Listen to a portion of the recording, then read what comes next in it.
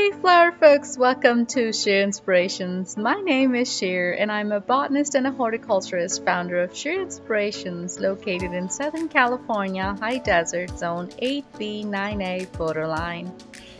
In today's video, I'm going to share with you how to make body butter using flowers and herbs we grow in our gardens all throughout the year. This is a great way to utilize the flowers that are done from the vase that I grow for cutting, and I dry them and I make this infused oil with them. You can use grapeseed oil, cold pressed sunflower oil I have shown how to make here. And I have used chamomile, lavender, and rose. And this has been cold infused, meaning that I have put in the dried flowers and left for about 2 months. You could leave it for longer and strain it, and we're gonna use about half a cup, 8 ounces of this oil.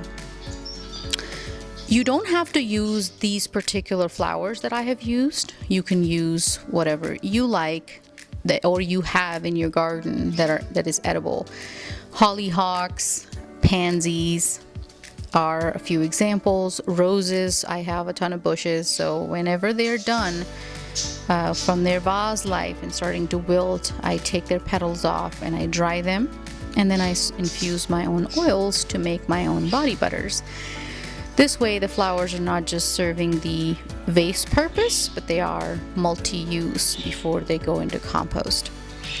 I have strained the oil and it comes out to be about half a cup.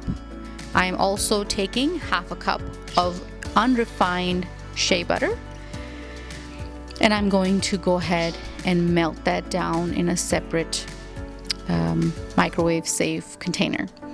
Now, if you have patience for the double boiler, please go ahead and use that. I am somebody who does not have patience for the double boiler, so I put it in the microwave for 2 minutes, 1 minute at a time so it doesn't burn, stir, and then put in the second minute, and then it's completely melted, and I go ahead and mix that with the infused oil that I strained earlier. I try not to heat up the strained oil, but just do the heating for the shea butter. Now, you don't have to use shea butter. You can use mango butter, kokum butter, cocoa butter, whatever kind of butter that is your choice. And here we have, after 2 minutes of melting it down, and then I mixed in the infused oil that I strained earlier. Now is the most important, crucial step. I'm going to add a teaspoon of cornstarch. If you don't have cornstarch, you can also use arrowroot powder. The step here is that you want to mix the cornstarch in with the oil and the shea butter into the microwave. So what I've done here is this 1 teaspoon of cornstarch. I'm going to pour in my melted mixture and put in the microwave for another minute and dissolve it completely.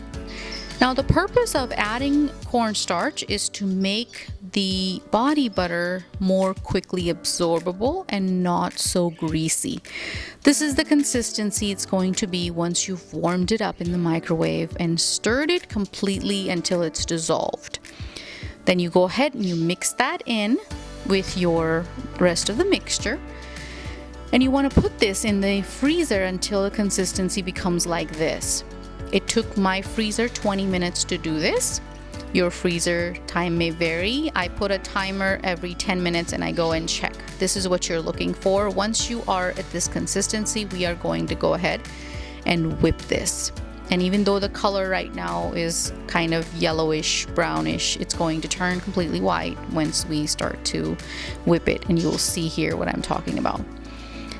I had to whip it for about 4 minutes for it to be completely smooth, and I have fast forwarded that because of course I don't want you to sit around and watch me for 4 minutes.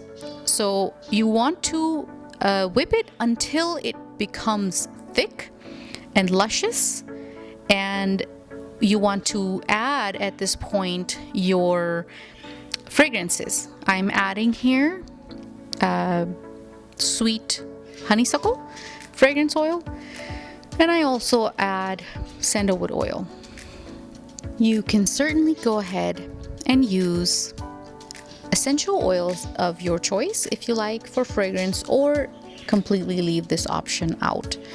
And you notice here how thick and luscious and body butter consistency like this is. No grains, no nothing, smooth and just very airy and fluffy, like we get at the body stores, and the nice expensive lotion type consistency is what we're looking for, and that's what we have.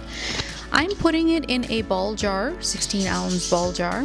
I find that that's the perfect size for it, even though it doesn't fill it up all the way.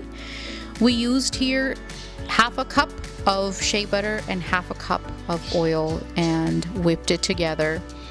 And this is a lotion that not lotion, I'm sorry, the body butter that we got. The shelf life on this is 1 year, 6 months to a year.